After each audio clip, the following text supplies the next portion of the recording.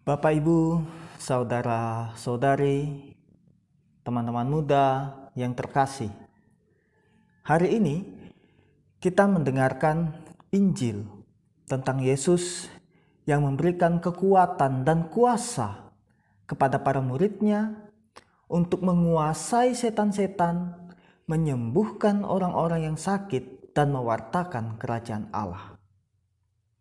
Bagaimana kita merefleksikan hal tersebut di dalam kehidupan kita sehari-hari saat ini?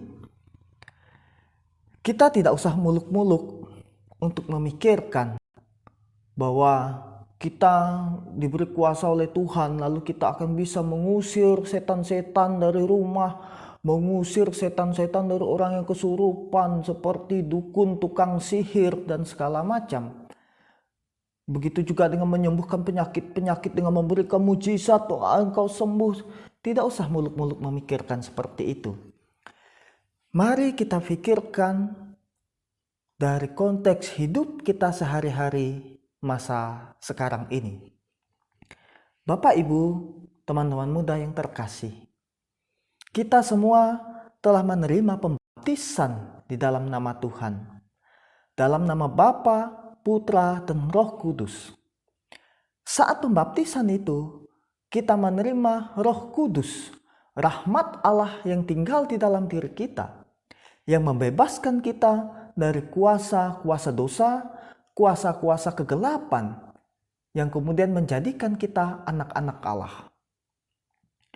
Melalui Roh Kudus yang tinggal di dalam diri kita itulah kita menerima tenaga dan kekuatan untuk membebaskan diri kita dari setan-setan yang menguasai diri kita, dan dari segala macam penyakit dosa yang ada di dalam diri kita.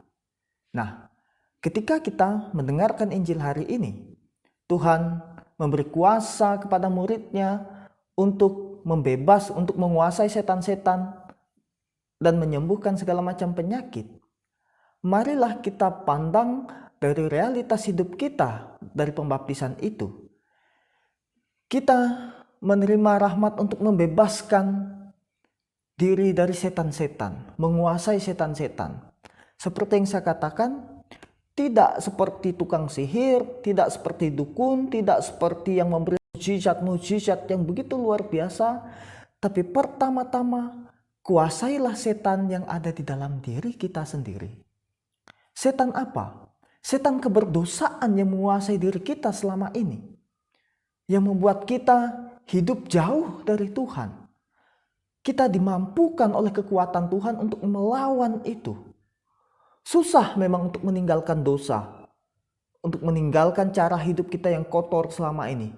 Tetapi dengan kuasa yang diberikan oleh Tuhan melalui pembaptisan, kita dimampukan, kita dikuatkan. Lalu bagaimana caranya kita untuk menimba terus-menerus kekuatan itu? Seperti yang dikatakan Ezra dalam bacaan pertama hari ini. Berdoa, memohon kekuatan dari Tuhan. Kita yang berdosa, kita yang remuk redam ini, seperti yang dikatakan Ezra, kita diminta untuk berdoa terus-menerus kepada Tuhan. Nah, kemudian Tuhan akan berbelas kasih kepada kita dan membebaskan kita. Maka kuasa Tuhan yang tinggal di dalam diri kita untuk menguasai setan-setan, pertama-tama untuk menguasai setan-setan yang ada di dalam diri kita. Kedua, menyembuhkan segala macam penyakit. Sama, jangan memikirkan seperti mujizat atau orang sakit seperti Tuhan Yesus lakukan. Kita manusia biasa. Penyakit apa yang Tuhan maksud? Pertama-tama juga adalah penyakit dosa, penyakit kemalasan, penyakit angkuh, penyakit iri hati, penyakit dengki, penyakit dendam, penyakit putus asa, dan segala macam yang ada dalam diri kita. Kita diberi kuasa untuk menyembuhkan itu di dalam nama Tuhan. Menyatukan diri kita dengan Tuhan dalam doa-doa kita setiap hari. Kita menyembuhkan luka-luka yang ada dalam diri kita. Selain itu, juga menyembuhkan luka-luka batin, luka-luka jiwa yang ada di dalam diri kita, keputusasaan, kesedihan, penderitaan yang selama ini ada di dalam diri kita. Kita sembuhkan dengan kuasa Tuhan. Nah, kuasa itu yang Tuhan berikan juga hendaknya diwartakan, karena para murid juga ditugaskan untuk mewartakan kerajaan Allah. Kita yang menyembuhkan diri kita ini juga mewartakan kepada orang lain. Bagaimana kita mengingatkan orang lain, menyembuhkan segala macam penyakit orang lain. Penyakit apa? Penyakit kesedihan, penyakit putus asa. Di saat ada orang sedih, kita menemaninya. Ada orang yang putus asa, kita menjadi pemberi harapan yang hadir di dalam dirinya. Kita mendekatkan diri kepada semua orang, saling mendoakan. Mengusir setan bagaimana dari dalam orang lain? Mendoakan dia saat dia sulit untuk bertobat. Saling mendoakan supaya kita semua bisa bangkit bersama-sama dengan Tuhan. Maka marilah bersatu di dalam doa setiap hari. Mohon kekuatan untuk melawan segala penyakit, keberdosaan yang ada dalam diri kita, setan-setan yang menguasai kita, juga saling mendoakan orang-orang lain yang membutuhkan doa-doa kita sebagai wujud kita menyembuhkan orang lain dan mewartakan Allah bagi semua orang.